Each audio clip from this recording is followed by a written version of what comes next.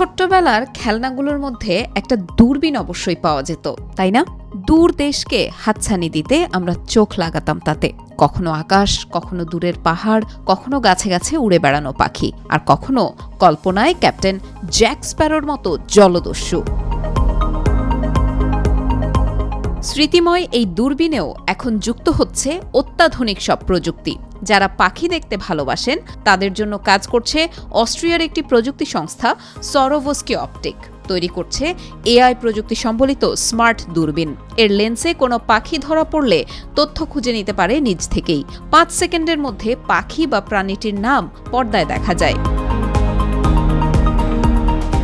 আগে দূরবীন দিয়ে পাখি দেখে তার সম্পর্কে নোট লিখে রাখতেন অভিযাত্রীরা। নানা প্রজাতির পাখির ওপরে অসংখ্য নথিপত্র তৈরি করা হতো। প্রথমে পাখিকে চিহ্নিত করা, তারপর সুযোগ পেলে সেই পাখির ছবি তোলা, কোন প্রজাতির পাখি তা জানতে অনেক দিন অপেক্ষা করা, এগুলোই ছিল নিত্য নতুন চিত্র।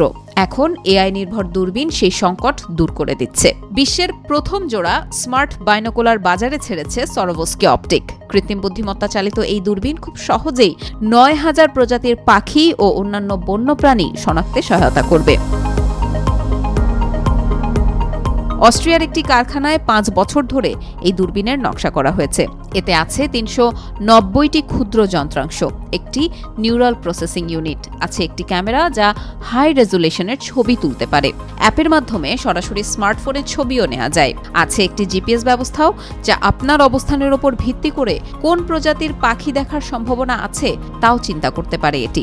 এক ক্লিকেই সবকিছু জানার সুযোগ দিচ্ছে এই দূরবীন। দেখতে যে কোনো সাধারণ দূরবীনের মতোই এই এআই দূরবীনটি, যা বাজারে পাওয়া যাবে ফেব্রুয়ারি থেকে। দাম পড়বে 4600 পাউন্ড, বাংলাদেশি মুদ্রায় যা 5,53,000 টাকা।